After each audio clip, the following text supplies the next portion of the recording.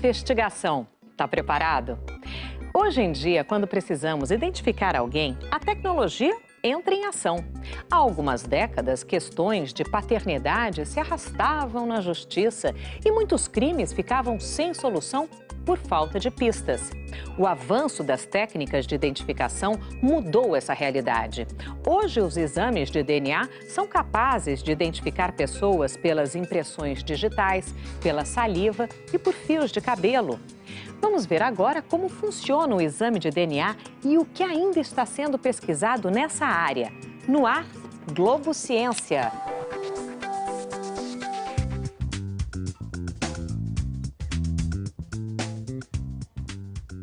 DNA é onde fica localizado os cromossomos, toda a informação genética, né, dos seres vivos.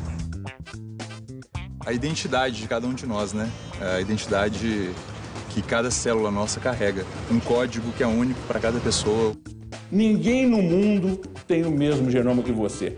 Ninguém no passado teve o mesmo genoma e ninguém no futuro vai ter. O homem sempre teve a necessidade de saber quem é e de onde veio. Já sabemos que podemos ser identificados pela nossa impressão digital. Mas com o surgimento do exame de DNA, passamos a ter mais certeza da nossa origem e do código genético que herdamos. Mas como esse teste de DNA funciona e a quem ele pode ajudar? No passado, a identificação era feita das maneiras mais diversas, através de descrição da cor dos olhos, da altura, da cor da pele ou por retrato falado. Depois surgiu a técnica das impressões digitais, e cada um tem a sua. Não existem duas impressões iguais. Desde o século III a.C., as impressões eram usadas na China para assinar documentos. Essa técnica foi usada para investigação durante anos. Mas a identificação do homem não parou por aí. Em 1869, o bioquímico suíço Friedrich Miescher identificou o que havia dentro do núcleo de todas as células do nosso corpo. Essa descoberta foi chamada de ácido desoxirribonucleico, o famoso DNA. Logo surgiram os testes de DNA. Agora, qualquer fio de cabelo pode virar uma pista preciosa. Elementar, meus caros. E aí, beleza? Beleza, tudo bem? Você sabe o que é DNA? DNA? Não sei mais ou menos, né? Ácido desoxirribonucleico. Código de informações que compõe todo o nosso corpo. Uma identidade, né? Foi o médico Sérgio Pena, responsável pelo Laboratório Gene aqui de Minas Gerais, que em 1988 trouxe o revolucionário teste de DNA para o público brasileiro. E a gente vai conversar com ele. Eu queria que você explicasse pra gente o que é o DNA. Basicamente, o DNA é uma molécula química que está dentro das nossas células e que contém toda a informação genética que te codifica. O DNA está nos cromossomos. Cada cromossomo é uma molécula de DNA. Nós temos 46 cromossomos. Vieram 23 do seu pai e 23 da sua mãe. Então, na verdade, os 46 são 23 pares de cromossomos. E daí que vem a possibilidade de nós usarmos o DNA em testes que verificam ou a sua identidade ou o seu parentesco com outras pessoas, como, por exemplo, os testes de paternidade. Então a gente pode fazer uma analogia entre esse genoma, ou seja, o conjunto de DNAs que uma pessoa tem, com a impressão digital que a gente tem. Ah, mas ele é muito mais poderoso do que uma impressão digital, porque a impressão digital, ela, de uma certa maneira, ela sofre a ação do ambiente, enquanto o DNA é puramente genético. E é o seguinte, a impressão digital, você depende do criminoso deixar a impressão digital. Se ele puser uma luva, você não tem mais evidência. Existem duas grandes áreas de aplicação dos testes de DNA. Uma é na determinação da paternidade e do parentesco, de maneira geral, e a outra da identificação da individualidade da pessoa, como, por exemplo, em exames de criminalística.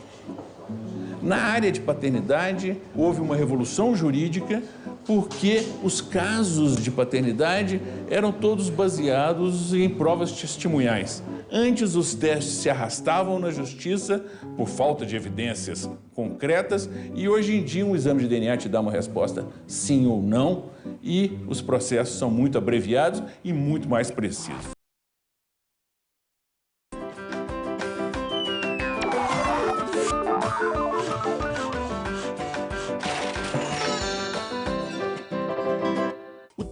paternidade por DNA é feito com amostras biológicas colhidas da mãe, do filho e do suposto pai. A amostra pode ser extraída da saliva, do sangue, de um fio de cabelo. Depois, as amostras são processadas, o DNA é extraído e são analisadas pequenas regiões do DNA. Essas regiões são altamente informativas e possibilitam uma comparação entre os DNAs das pessoas envolvidas. Como o perfil genético do filho vem metade da mãe e metade do pai, é feito então um exame comparativo com cálculos estatísticos que vão determinar a probabilidade das pessoas testadas serem parentes ou não. No nosso exame mais simples, nós analisamos 25 regiões diferentes. Às vezes, nós temos as 25 não coincidentes. Então, geralmente, é um indício muito claro da não paternidade. Da mesma forma que, quando existem as coincidências, também é um indício muito claro da paternidade. Uma estimativa da Corregedoria Nacional de Justiça, com base no Censo Escolar de 2009, indicou que 4.800.000 estudantes brasileiros não têm o nome do pai nos seus registros. E muitos não sabem nem quem é o seu pai ou sua mãe. Acontece que o direito à paternidade é garantido pela Constituição Federal. E agora, a Defensoria Pública de todo o país oferece o exame de DNA gratuito.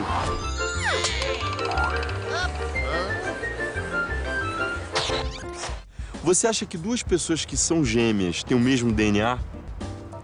Eu acho que não.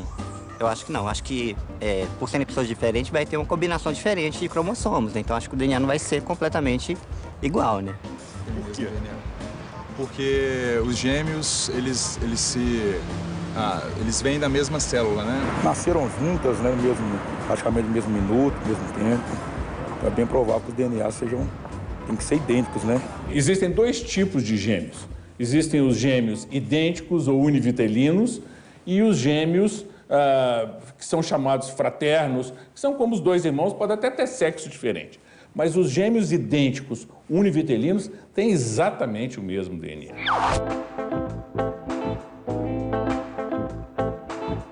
No próximo bloco, nós vamos ver como o DNA que está presente num fio de cabelo e nas células do nosso corpo pode ajudar a identificar criminosos e desvendar crimes. Aguarde, eu volto já já. Os testes de DNA também podem ajudar a identificar os genes responsáveis por certas doenças. A gente descobre como depois do intervalo. Hoje eu acho muito importante as novas tecnologias que estão surgindo pelo mundo. Primeiro que encurta a comunicação entre todos os países, os continentes. Segundo que facilita muito o trabalho de pesquisa, o trabalho da polícia, o trabalho da sociedade em si.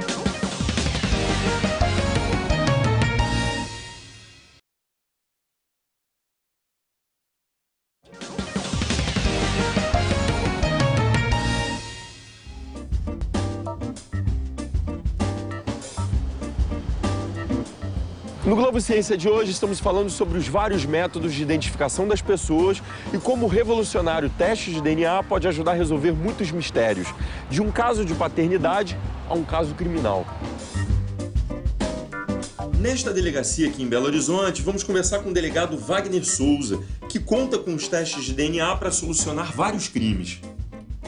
Delegado, como é que o teste de DNA pode ajudar nas investigações policiais? É uma prova incontestável, em razão do fato dali estar inserido a identidade do autor do fato criminoso.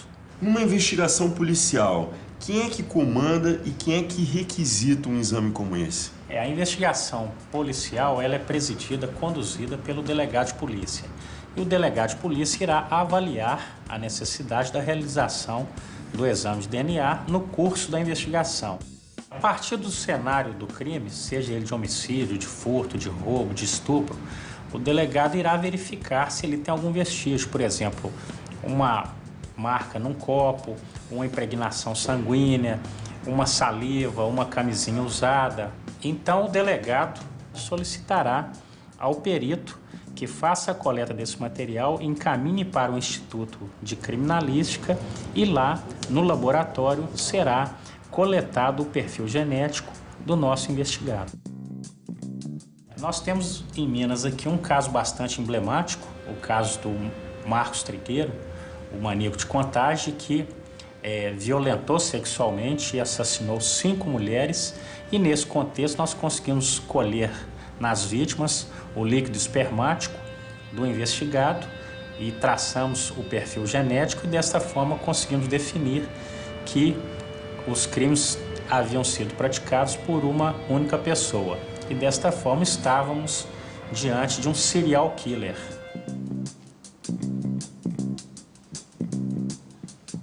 O Instituto de Criminalística aqui de Belo Horizonte analisa DNAs de pessoas envolvidas em crimes todos os dias. Reinaldo, quais são as principais etapas de um exame de DNA? Inicialmente é feita a separação da amostra que foi enviada para o laboratório. A gente vai tentar retirar o DNA daquela amostra. Depois que é feita a extração de DNA, a gente vai verificar qual que é a quantidade de DNA que tem nessa amostra, que é uma etapa chamada quantificação.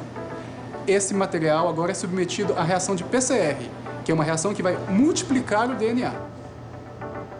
Aí a última etapa é o que a gente chama de eletroforese capilar, que é a corrida desse material amplificado no sequenciador.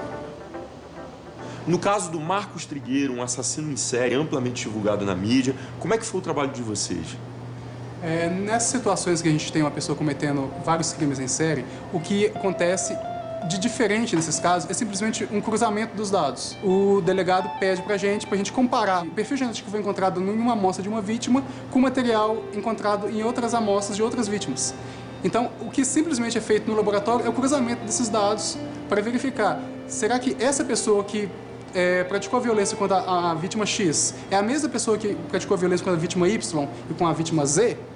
No caso dessas situações, é o que acontece. Cruza os dados e a gente tem a verificação de que, por força estatística, foi a mesma pessoa que cometeu esses crimes. Um fio de cabelo pode ajudar a desvendar um crime? Sim, na ficção a gente vê muito isso. Com certeza, sim, é possível sim. Por que você acha? Tem o DNA da pessoa, né? Além do fio de cabelo, que outros elementos podem servir para fazer um teste de DNA? O sangue, já ouvi falar na unha, saliva. Qualquer tecido humano é suficiente para você fazer um teste. Agora, o fio de cabelo, temos sempre de lembrar que ele tem de ser arrancado. Por quê? Porque a raiz, é isso? A raiz do cabelo é onde estão as células e onde está o DNA. A presidente Dilma sancionou uma lei que cria um banco de DNA de pessoas condenadas por crimes hediondos ou violentos. A intenção do banco é facilitar a resolução de delitos cometidos por reincidentes. Giovanni, você acha que um banco de DNA de criminosos violentos pode ajudar a elucidar novos crimes? Pode sim, Alexandre. Porque o exame de DNA ele é um exame comparativo. Por isso que a gente necessita de um banco de dados. Então, em alguns crimes, tais como aqueles crimes em série, crimes antigos, crimes sem suspeitos, e em crimes interestaduais, esse banco de dados ele é de suma importância para a elucidação desse fato criminoso. E o que é o CODES? O CODES é um software que funciona como um banco de dados de perfis genéticos. Ele está interligado no Banco Nacional de Perfis Genéticos, que, por sua vez, está interligado com outros estados. No CODES, a gente insere perfis genéticos de vestígios de crimes de quaisquer natureza. Então, a gente processa essas amostras, obtém o perfil genético e insere no CODES, para que sejam feitas buscas para verificar se o indivíduo produtor desse perfil genético já cometeu algum outro ato delituoso. Qual é a sua opinião em relação à lei que cria um banco de DNA nacional? A lei, ela realmente é muito importante para o nosso trabalho e para a sociedade. A gente consegue não só incriminar um indivíduo, mas também inocentar aquele que foi preso antes da realização desse exame. Por se tratar de um exame comparativo, eu preciso ter um banco de dados para eu poder fazer essa busca, essa pesquisa. Então, aqueles crimes em que nós não temos suspeitos, eles não poderiam ser solucionados. Hoje, com o banco de dados, a gente consegue solucionar esses crimes que não têm suspeitos e interromper aqueles crimes em série.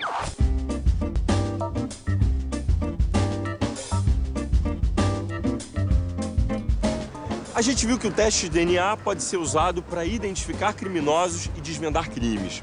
Já na medicina, é possível identificar genes que carregam doenças, prevenindo a transmissão de algumas patologias genéticas. Qual é o público que procura um médico geneticista? Na verdade, o grande cliente do geneticista é a família, né? A gente lida com doenças hereditárias e a gente atende em várias fases da vida de acordo com a demanda daquele indivíduo ou daquela família. No caso dos embriões, é possível saber através do DNA se aquele embrião ele tem alguma doença congênita?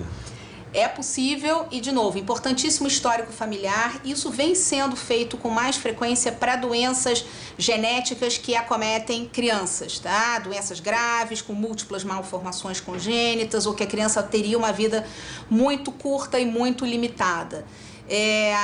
O que precisa ser feito é... O casal precisa partir para um procedimento de reprodução assistida, são obtidos embriões e naqueles embriões são tiradas algumas células, essas células passam por essa investigação genética e aí, a partir do momento que se determina que o embrião é livre daquela doença, só assim esse embrião vai ser transferido para o útero materno. O teste de DNA, no geral, você fala, é que nem você falar, vou fazer um exame de sangue. Você vai fazer um exame de sangue para quê? Você vai investigar o quê? É a função do fígado, é a sua coagulação, é a bioquímica. Então, é a mesma coisa. Você tem que saber exatamente o que você está procurando, tá? E o teste de DNA, ele não é uma bola de cristal. Ele é mais uma das ferramentas e, na verdade, a gente tem que considerar como um exame complementar. Ele não é a resposta para todas as perguntas. A grande novidade em termos de teste de DNA, seja para fins de paternidade ou para saber a saúde genética do bebê, é que já é possível obter resultados com um simples exame de sangue da mãe. Este procedimento não invasivo substitui o teste do líquido amniótico. Neste caso, o risco para o bebê ou para a mãe é zero. Um grande avanço da ciência. O teste de DNA pode trazer à luz do nosso passado coletivo, nossa relação, por exemplo, com o homem de Neandertal? Tudo o que os estudos de DNA têm mostrado é que a humanidade é uma só.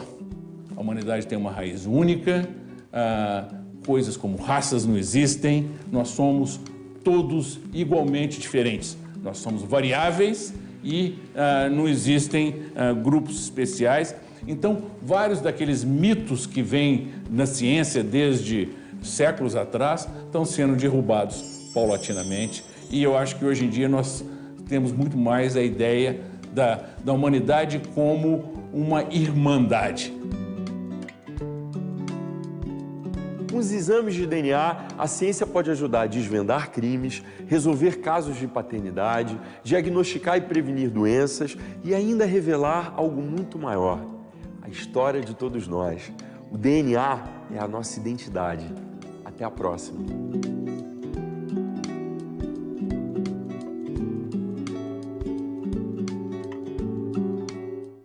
Os testes genéticos para prevenir doenças são mais comuns do que parecem. Recentemente, a atriz americana Angelina Jolie descobriu, através de um teste genético, que tinha uma grande probabilidade de ter câncer de mama. Ela então fez uma retirada preventiva dos seios para diminuir os riscos de desenvolver a doença. No nosso portal globocidadania.com.br, você fica sabendo um pouco mais sobre essa tecnologia e sobre os avanços das pesquisas nessa área. Bom, mudando completamente de assunto, você conhece Araçá, Baru, Cagai?